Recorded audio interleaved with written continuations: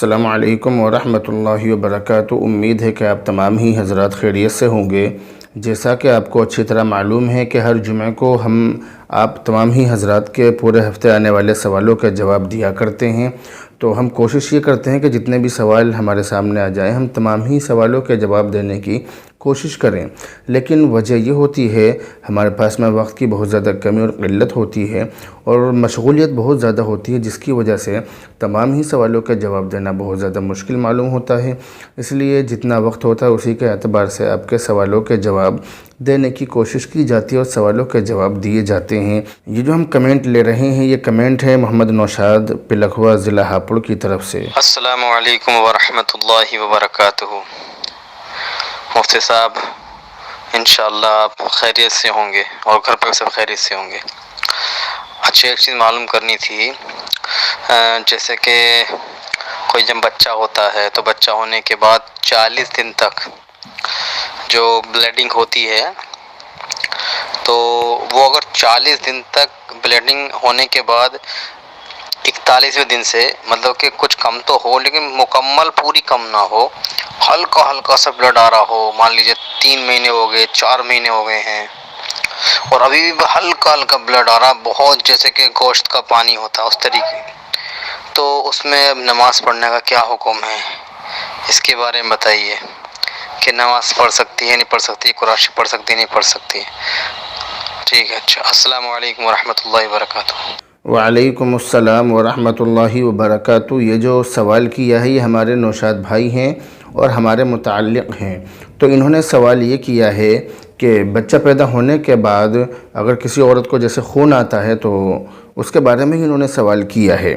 تو اس سوال کا جواب یہ ہے کہ اس بارے میں سب سے پہلی بات تو آپ یہ سمجھ لیں کہ بچہ پیدا ہونے کے بعد عورت کو جو بلیڈنگ ہوتی ہے، جو خون آتا ہے، اس کو نفاس کا خون کہا جاتا ہے، اس کو نفاس کہتے ہیں۔ نفاس کی زیادہ سے زیادہ مدت 40 دن ہے۔ اگر نفاس کا خون 40 دن سے زیادہ بڑھ جائے، اگر نفاس کا خون 40 دن سے بھی اوپر ہو جائے، 40 دن پورے ہو گئے، 1.25 مہینہ پورا ہو گیا، پھر بھی نفاس کا یعنی پھر بھی خون آ رہا ہے بچہ پیدا ہونے کے بعد میں، تو ایسی صورت میں کیا حکم ہے؟ تو اس بارے میں سیدھا سا مسئلہ یہ سمجھ لیجئے کہ یہ جو بچہ ہے جس کے پیدا ہونے کے بعد عورت کو بلیڈنگ ہو رہی ہے، خون آ رہا ہے اور 40 دن سے بھی زیادہ دن گزر گئے، تو اگر یہ اس کا پہلا بچہ ہے تو 40 دن جو ہیں یہ تو نفاس کا خون مانا جائے گا، یعنی یہ تو یہ مانا جائے گا کہ بچہ پیدا ہونے کے بعد جو بلیڈنگ ہوتی ہے یہ وہ ہے، اور 40 دن کے بعد آنے والا جو خون ہے وہ استحاضہ یعنی بیماری کا خون کہلایا جائے گا اور بیماری کا خون مانا جائے گا۔ 40 دن پورے ہونے کے بعد ایسی عورت غسل کر لے، اس کو چاہیے کہ وہ نہا دھو لے، غسل کر لے، اچھی طرح سے پاک صاف ہو جائے، اور یہ جو 40 دن کے بعد جو دن شروع ہو رہے ہیں ان دنوں میں پاک صاف ہو کر غسل وغیرہ کر کے پھر وہ عورت اپنی نماز وغیرہ شروع کر لے۔ ایسی عورت ہر نماز کے لیے وضو کرے گی اور اس وضو سے جتنی چاہے نمازیں ادا کرے گی، وہ نمازیں چاہے فرض ہوں یا نفل ہوں، کوئی سی بھی ہوں، اس میں کوئی مذائقہ نہیں اور اس میں کوئی حرج نہیں ہے۔ اسی طرح اس وقت کے اندر اسی وضو سے تلاوت، ذکر و اذکار اور طواف وغیرہ اور کچھ اور نیک کام جو بھی کرنا چاہے وہ بھی کر سکتی ہے۔ ہاں، اگر وضو اس خون والے عذر کے علاوہ کسی اور وجہ سے ٹوٹا ہو تو پھر اس کو دوبارہ وضو کرنا پڑے گا، اور اس کے اندر یہ بھی سمجھ لیجئے کہ اس کا جو یہ وضو ہے یہ کب تک چلے گا، یہ بھی سمجھ لیں، یعنی عورت نے نماز کے لیے وضو کیا، اب اس وضو سے وہ کب تک نماز پڑھ سکتی ہے، کیونکہ اس کو جو خون آ رہا ہے، جو بلیڈنگ ہو رہی ہے وہ تو مستقل ہو رہی ہے، تو ایسی صورت میں اب کیا حکم ہے؟ تو یہ عورت شریعت کی نظر میں معذور مانی جائے گی۔ اس کے لیے میں نے بتلا دیا کہ ایسی عورت وضو کرے گی نماز کے لیے، اور نماز کے لیے وضو کرنے کے بعد اسی وضو سے نماز بھی پڑھے گی، یعنی ساری نمازیں پڑھ لے گی اسی وقت کی۔ مثال کے طور پر مغرب کے لیے وضو کیا مثال کے طور پر، تو مغرب کا وقت ختم ہونے تک جتنی بھی نمازیں چاہے پڑھ لے اسی وقت میں۔ इसी तरह से कुछ और नेक काम भी करना चाहे तो कर सकती है। लेकिन जैसे ही इशा का वक्त शुरू होगा तो इसका जो वज़ू है वो ख़ुद ब खुद टूट जाएगा, वो टूटा हुआ माना जाएगा। अब इशा की नमाज के लिए इसको वज़ू करना पड़ेगा। इस मसले को आप बहुत अच्छी तरह से समझ गए होंगे। इस मसले से आप ये भी समझ लीजिए कि जो माज़ूर लोग हैं, जो शरीयत की नज़र में मजबूर लोग हैं, जिनको बार बार पेशाब आता है, पेशाब का कतरा टपक जाता है, ये इसके अलावा कोई और ऐसी बीमारी है कि जिससे वज़ू टूट जाता है और वो बीमारी इस तरह की है कि वो बार बार आ रही है, वो परेशान है, यानी बार बार लगातार आ रही है, जिसकी वजह से उसका वज़ू बाकी नहीं रहता है, तो ये तमाम लोग मजबूर और माज़ूर माने जाते हैं। शरीयत की नज़र में इनको माज़ूर कहा जाता है। और ऐसे आदमी के लिए हुक्म ये है कि ये हर वक्तिया नमाज के लिए वज़ू करेंगे, नया और ताज़ा वज़ू करेंगे। फजर के लिए जो वज़ू करेंगे वो ज़ोहर का वक्त शुरू होने तक बाकी रहेगा। लेकिन हाँ, अगर इस बीच इस उज़्र के अलावा, जिस उज़्र की वजह से ये माज़ूर माने जा रहे हैं, इस उज़्र के अलावा कोई और उज़्र पैदा हो जाए, मिसाल के तौर पर जैसा कि मसला मालूम किया कि औरत की ब्लीडिंग बंद नहीं हो रही है, तो ऐसी हालत में औरत ने वज़ू किया नमाज के लिए, यानी वो बीमारी का खून है, और जो बीमारी के जो दिन होते हैं, जो बीमारी का खून होता है, उन दिनों में नमाज रोज़ा माफ़ नहीं है। इसी हालत में औरत को ये काम करने पड़ेंगे। अब मसला ये कि औरत ने वज़ू कर लिया नमाज के लिए, तो जो नमाज का जो वक्त है, इस वक्त में, इस पूरे वक्त में, जैसे फ़जर के लिए वज़ू किया, फ़जर की नमाज के लिए, तो फ़जर की नमाज का वक्त ख़त्म होने तक अगर इसे इस ब्लीडिंग यानी इस खून के अलावा कोई और ऐसी चीज़ पेश ना आई हो कि जिससे वज़ू टूट जाता हो, तो इसका वज़ू नहीं टूटेगा। लेकिन अगर इसके अलावा कोई और उज़्र पेश आ गया, मिसाल के तौर पर ये औरत सो गई, या मिसाल के तौर पर इसकी हवा खारिज हो गई, या कोई और बात ऐसी पेश आ गई कि जिसकी वजह से वज़ू टूट जाता हो, तो ऐसी सूरत में इसका वज़ू टूट जाएगा। लेकिन अगर इसके साथ में कोई ऐसी चीज़ पेश ना आई हो, कोई ऐसा उज़्र पेश ना आया हो, तो जो उज़्र इसका चल रहा है, इस उज़्र की वजह से इसका वज़ू नहीं टूटेगा, वज़ू टूटा हुआ नहीं माना जाएगा। जिस नमाज के लिए इसने वज़ू किया है, उस नमाज का वक्त ख़त्म होने तक इसका वज़ू बाकी रहेगा। इस पूरे वक्त में ये कुछ भी नेक काम करे और इस नमाज का वक्त ख़त्म होते ही इसका वज़ू टूट जाएगा। ये मसला तो इस सूरत में है कि ये जो जिस औरत को ब्लीडिंग हो रही है, यानी बच्चा पैदा होने के बाद 40 दिन भी गुजर गए, फिर भी ब्लीडिंग बंद नहीं हो रही है, तो उस औरत के बारे में ये जो मसला मैंने बतलाया, ये उस औरत के बारे में है जिसकी ब्लीडिंग बंद ना हो रही हो और ये उसका पहला बच्चा हो। जिसका पहला बच्चा और ब्लीडिंग बंद नहीं हो रही, 40 दिन से भी ज़्यादा हो गए, उसके लिए ये मसला बतलाया। अब जिसका पहले से बच्चा मौजूद है, उसका दूसरा, तीसरा, चौथा, यानी एक के अलावा बच्चे हैं, एक बच्चा, एक दो बच्चे जो भी हैं पहले हो चुके, अब उसके ये दूसरे, तीसरे जो भी बच्चे हैं बाद के बच्चे हैं, यानी पहले से वो बच्चे वाली औरत है। तो अब ऐसी सूरत में जितने दिन उसकी जो निफास की आदत है, यानी पहले बच्चा पैदा होने पर उसको जितने दिन खून आया हो बच्चा पैदा होने के बाद, तो इतने दिन तो ये निफास का खून माना जाएगा, यानी बच्चे की पैदाइश का खून माना जाएगा। और उसके बाद अगर फिर भी बंद नहीं हो रहा है, तो बाकी के जो बाद के दिन हैं वो दिन उसके फिर ये माना जाएगा कि ये बीमारी का खून है। तो इस मसले को आप अच्छी तरह समझ गए कि इसके अंदर मैंने दो बातें बतलाई। एक तो वो औरत का जिसका ये पहला बच्चा है, और दूसरी वो औरत जिसका ये पहला बच्चा नहीं है। अगर इसका पहला बच्चा है तो 40 दिन तो इसका निफास का खून माना जाएगा, यानी ये समझा जाएगा कि बच्चा पैदा होने के बाद जो ब्लीडिंग होती है, जो खून आता है 40 दिन तक, तो वो है। उसके बाद भी अगर बंद नहीं हो रहा तो वो बीमारी का खून है। तो ऐसी औरत जो है जिसका पहला बच्चा है, ये औरत 40 दिन के बाद नमाज वगैरह शुरू कर देगी, और ये औरत शरीयत की नज़र में माज़ूर और मजबूर मानी जाएगी, और हर नमाज के लिए ये ताज़ा वज़ू करेगी, और उस वक्त में जितने भी नमाज पढ़ना चाहे, जितने भी नए काम करना चाहे, उसी एक वज़ू से कर सकती है। वो अपने कपड़ा लगा ले, और कपड़ा लगाने के बाद में कितनी भी ब्लीडिंग होती रहे, कुछ भी होती रहे, उसका वज़ू उससे नहीं टूटेगा।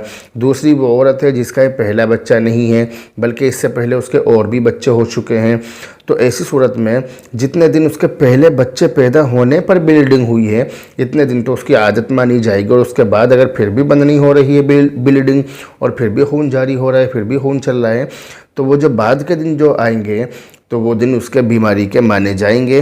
مجھے امید ہے کہ یہ تمام ہی باتیں آپ کی سمجھ میں بہت اچھی طرح سے آ گئی ہوں گی۔ بسم اللہ الرحمن الرحیم۔ ابھی ہم کمنٹ لے رہے ہیں محمد شمشاد کی طرف سے، انہوں نے یہ سوال بھیجا ہے۔ السلام علیکم ورحمۃ اللہ وبرکاتہ۔ جی مفتی صاحب خیریت سے ہیں؟ جی مفتی صاحب، کسی کا ایک سوال تھا کہ جیسے کوئی شخص تھا، اس سے شادی سے پہلے زنا ہو گیا تھا، اور جس کے ساتھ زنا ہوا تھا اسی کے ساتھ پھر اس کا نکاح ہو گیا ہے، تو لوگ اس سے کسی سے پوچھا تھا، وہ شخص تو کہہ رہے ہیں کہ شادی کے بعد گناہ معاف ہو جاتا ہے۔ میں کہا ایسا نہیں ہے، میں کہا ٹھیک ہے مفتی صاحب سے میں پوچھ لوں گا۔ اور وہ شخص جس سے زنا ہوا تھا وہ اس بات پہ بہت شرمندہ ہے اور بہت رو بھی رہا ہے اور اس سے اللہ سے معافی مانگ رہا ہے۔ تو میں پوچھ رہا تھا کہ توبہ اس کو کرنی پڑے گی اور توبہ کیسے کرے وہ، تھوڑا اس کے بارے میں ضرور بتا دیجیے۔ وہ بہت زیادہ وہ شخص پریشان ہے، اسی وجہ سے میں کہا ٹھیک میں مفتی صاحب سے پوچھ لوں گا، تھوڑا اس کے بارے میں رہنمائی فرمائیں مفتی صاحب۔ السلام علیکم۔ سب سے پہلے تو آپ یہ سمجھیے کہ زنا بہت بڑا گناہ ہے اور حرام ہے۔ قرآن کریم کے اندر اللہ کے نبی علیہ الصلوۃ والسلام کی حدیثوں کے اندر گناہ کبیرہ کے اندر گناہ کبیرہ میں اس کا ذکر کیا ہے، اور قرآن کریم کے اندر صاف طور سے لکھا ہے وَلَا تَقْرَبُوا الزِّنَا إِنَّهُ كَانَ فَاحِشًا وَسَاءَ سَبِيلًا، زنا کے قریب بھی مت جاؤ، یہ کھلم کھلا فحش اور بدکاری ہے، کھلم کھلا غلط کام ہے اور برا راستہ ہے۔ قرآن کریم کے اندر زنا سے بہت زیادہ بچنے کا حکم دیا گیا ہے۔ اللہ کے نبی علیہ الصلوۃ والسلام کی حدیثوں کے اندر بھی زنا کرنے سے روکا گیا ہے، اور زنا اگر ہو گیا ہے تو اس کے بعد کیا کیا عذاب اس انسان کو ہوں گے، کیا کیا اللہ کی پکڑ میں وہ آئے گا، وہ تمام چیزیں بیان کی گئی ہیں۔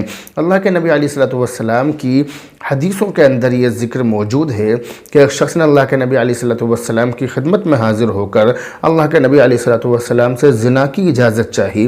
اللہ کے نبی علیہ الصلوۃ والسلام نے اس کی بات سنی، لیکن صحابہ کرام ٹوٹ پڑے اس کے اوپر کہ اس کو کھا جائیں، اس کو ڈانٹے ڈپٹے اس کو۔ اللہ کے نبی علیہ الصلوۃ والسلام کے سامنے صحابہ کرام اس پر ٹوٹ پڑے۔ اللہ کے نبی نے کہا رک جاؤ، اللہ کے نبی نے بٹھایا اور یہ کہا کہ کیا تو چاہتا ہے کہ کوئی تیری بہن کے ساتھ ایسا کرے؟ اس نے کہا نہیں۔ تو اللہ کے نبی نے کہا کہ لوگ بھی نہیں چاہتے کہ ان کی بہنوں کے ساتھ ایسا ہو، کیا تو چاہتا ہے کہ تیری ماں کے ساتھ ایسا ہو، تیری خالہ کے ساتھ، بہن بیٹی کے ساتھ، سب کا اللہ کے نبی نے ذکر کیا، اور یہ کہا کہ لوگ بھی نہیں چاہتے کہ ان کی بیٹی کے ساتھ، خالہ کے ساتھ، امی کے ساتھ، بہن کے ساتھ یا کسی کے بھی ساتھ اس طرح سے کوئی غلط کام کرے۔ جب وہ نہیں چاہتے تم بھی نہیں چاہو گے، تم نہیں چاہتے تو وہ بھی نہیں چاہتے، اس لیے تم اس کام کو نہ کرو۔ اللہ کے نبی نے بڑے ہی اچھے انداز میں اس کو سمجھایا، اور سمجھانے کے بعد بات اس کی سمجھ میں آ گئی۔ تو زنا کرنا بہت بڑا گناہ ہے، لیکن بہرحال یہ جو آپ نے معلوم کیا ہے کہ شادی سے پہلے زنا ہو گیا نہیں بلکہ ایک شخص نے شادی سے پہلے زنا کر لیا، ٹھیک ہے۔ اب انہوں نے زنا کر لیا اور ان کی شادی، اس زنا کرنے والے کی شادی اسی شخص سے ہو گئی، اسی عورت سے، اسی لڑکی سے کہ جس سے اس نے زنا کیا۔ اب ایسی صورت میں یہ زنا اس سے معاف ہو گیا یا نہیں، یہ سوال ہے۔ تو ایسی صورت میں زنا معاف نہیں ہوگا۔ جس سے زنا کیا اگر اس سے شادی کر لی تو زنا پھر بھی معاف نہیں ہوگا۔ قرآن کریم کے اندر جو سزائیں زنا کی مقرر کی گئی ہیں اور بتلائی گئی ہیں، ان کے اندر بھی ان سے بھی یہی معلوم ہوتا ہے کہ اگر جو زنا کرنے والا ہے اور جو زنا کرنے والی ہے اگر وہ راضی ہو جائیں، نکاح کر لیں، تو بھی زنا معاف نہیں ہوگا۔ یہ جو زنا ہوتا ہے دونوں کی رضامندی سے ہوتا ہے، اور جب دونوں کی رضامندی سے ہوتا ہے تو اگر دونوں راضی ہیں تو پھر معاف ہو جانا چاہیے، لیکن پھر بھی اس پر سزا مقرر کی گئی ہے، اور سزا دونوں کو دی جائے گی، اور پہلے عورت کو دی جائے گی، بعد میں مرد کو دی جائے گی، کیونکہ زنا کاری میں عورت کا زیادہ ہاتھ ہوتا ہے مرد کے بالمقابل۔ قرآن کریم کے اندر صاف طور سے لکھا ہے الزانیۃ والزانی، زنا کرنے والی عورت اور زنا کرنے والا مرد۔ تو قرآن کریم کے اندر پہلے عورت کا ذکر کیا گیا، ایک جگہ پر لکھا السارق والسارقۃ، چوری کرنے والا مرد اور چوری کرنے والی عورت. کوئی مرد اور کوئی عورت مل کر کہیں چوری کر لیں تو سزا پہلے مرد کو ملے گی، عورت کو بعد میں، کیونکہ اس کے اندر آدمی کا دماغ زیادہ چلتا ہے چوری میں. اور زناکاری میں عورت کا دماغ ہے وہ زیادہ چلتا ہے، تو زناکاری میں عورت کو پہلے سزا دی جائے گی اگر دونوں راضی ہوں تو جیسا کہ آپ نے معلوم کیا کہ اگر وہ آپس میں نکاح کر لیں یا ان کا نکاح ہو گیا ہو تو کیا اس طرح سے وہ معاف ہو جائے گا؟ تو ایسا کرنے سے معاف نہیں ہوگا، اور اس کے لیے وہ ان دونوں کو چاہیے کہ وہ اللہ رب العزت کے سامنے روئیں، توبہ استغفار کریں، گڑ گڑائیں. اللہ تعالیٰ معاف کرنے والا ہے. اور ایک بات کا ضرور دھیان رکھیں کہ توبہ استغفار تو کریں مگر ساتھ ساتھ اللہ سے رحمت کی امید رکھیں، کیونکہ آپ سے کتنا ہی بڑا گناہ ہو جائے، کچھ بھی ہو جائے، اگر آپ اللہ تعالیٰ کے سامنے روئیں گے، گڑ گڑائیں گے، اپنی عاجزی کا اظہار کریں گے، اپنی گناہوں کی معافی چاہیں گے تو اللہ تعالیٰ معاف کرنے والا ہے. قرآن کریم کے اندر صاف طور سے لکھا ہے یا عبادی الذین اسرفوا علی انفسہم، اے میرے وہ بندو جنہوں نے ظلم کر لیا اپنے نفسوں پر، لا تقنطوا من رحمت اللہ، میری رحمت سے نا امید نہ ہوں. ان اللہ یغفر الذنوب جميعا، ذنوب یہ ذنبن کی جمع ہے جس کے معنی ہے بہت سارے گناہ. بے شک اللہ تعالیٰ تمام گناہوں کو معاف کر دیتا ہے. آپ سے کتنے ہی گناہ سرزد ہو جائیں، کتنے ہی غلط کام ہو جائیں، اللہ تعالیٰ تمام گناہوں کو معاف کر دے گا، تمام برائیوں کو ختم کر دے گا، تمام غلطیوں کو، لغزشوں کو معاف کر دے گا. اللہ تعالیٰ بڑا معاف کرنے والا ہے، غفور الرحیم ہے. اگر آپ سے گناہ ہو جائے تو آپ اللہ تعالیٰ کے سامنے روئیں، گڑ گڑائیں، عاجزی کا اظہار کریں، شرمندگی کا اظہار کریں، اللہ تعالیٰ آپ کے گناہوں کو معاف کر دے گا. اب آپ ایسا کریں کہ دونوں ہی، یعنی جو لڑکا ہے وہ بھی اور جو لڑکی ہے وہ بھی، دونوں مل کر اللہ تعالیٰ سے، اب آپ نے نکاح تو کر لیا، بہت اچھی بات ہے، یہ نکاح آپ کو مبارک ہو، لیکن آپ دونوں اللہ کے سامنے خوب روئیں، توبہ استغفار کریں، اللہ تعالیٰ آپ کے گناہوں کو معاف کر دے گا. اللہ رب العزت کی ذات سے ہمیں اس چیز کی پوری امید ہے. بسم اللہ الرحمن الرحیم. ہم اگلا اور آخری کمنٹ لے رہے ہیں کلیم اللہ احناف دیوبند کی طرف سے. سلام اور دعا اور خیریت وغیرہ معلوم کرنے کے بعد کہتے ہیں کہ حضرت یہ جو مسنون دعائیں ہیں جو قرض سے نجات کے لیے اللہ سے رحمت طلب کرنے کی دعائیں اور پریشانیوں سے نجات کے لیے دعائیں ہیں، ان کو سجدے میں دعا سمجھ کر مانگ سکتے ہیں یا نہیں؟ حدیث کے بقول اللہ کے رسول صلی اللہ علیہ وسلم نے فرمایا کہ بندہ اپنے رب کے قریب ترین اس وقت ہوتا ہے جس وقت وہ سجدے کی حالت میں ہو، لہذا سجدے کی حالت میں زیادہ سے زیادہ دعا کرو. مفتی صاحب، یہ جو میں نے پڑھ کر سنایا ہے، اللہ کے نبی کی جو یہ حدیث میں نے پڑھ کر سنائی ہے، کیا یہ صحیح ہے اور اس بارے میں شریعت کے کیا حکم ہے؟ تفصیل کے ساتھ بتا دیں. آپ یہ بات سمجھ لیجئے کہ سجدے میں دعا کرنے سے مراد نماز کا سجدہ ہے. نبی کریم صلی اللہ علیہ وسلم سے جو سجدے میں دعائیں مانگنے کی روایات ملتی ہیں ان سے نفلوں کے سجدوں میں دعا مانگنا مراد ہے. الگ سے سجدہ کر کے دعا مانگنا یہ کسی حدیث سے ثابت نہیں ہے. ویسے بعض حضرات نے الگ سے سجدہ کر کے دعائیں مانگنے کی اجازت دی ہے. یہ بھی سمجھ لیں کہ نماز میں سجدے میں عربی میں دعا کر سکتے ہیں، لیکن شرط یہ ہے کہ وہ جو دعا ہے وہ کلام الناس کے مشابہ نہ ہو، یعنی لوگوں کی جو باتیں ہیں، لوگوں کے جو کلام ہوتے ہیں، جو لوگ بات کرتے ہیں اس کے مشابہ نہ ہو، اس کی طرح نہ ہو.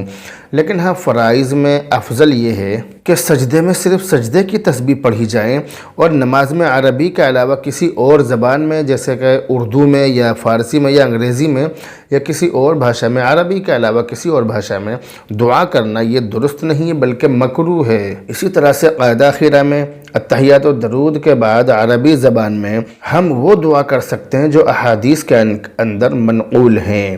تو بہرحال مجھے امید ہے کہ میں نے جو یہ باتیں آپ کو بتلائی ہیں یہ باتیں آپ کی سمجھ میں بہت اچھی طرح سے آ گئی ہوں گی. میں نے باتوں کو اچھی طرح سے سمجھانے کی کوشش کی ہے. مجھے یقین ہے کہ یہ آپ کی سمجھ میں آئی ہوں گی، اور مجھے یہ بھی یقین ہے کہ آپ ان پر عمل کرنے کی بھی کوشش کریں گے اور دوسرے لوگوں تک بھی ان کو پہنچانے کی کوشش کریں گے.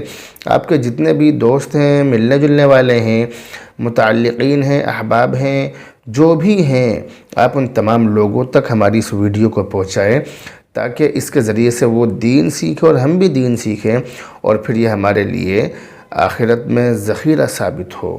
بہرحال اب آپ سے رخصت ہوتے ہیں.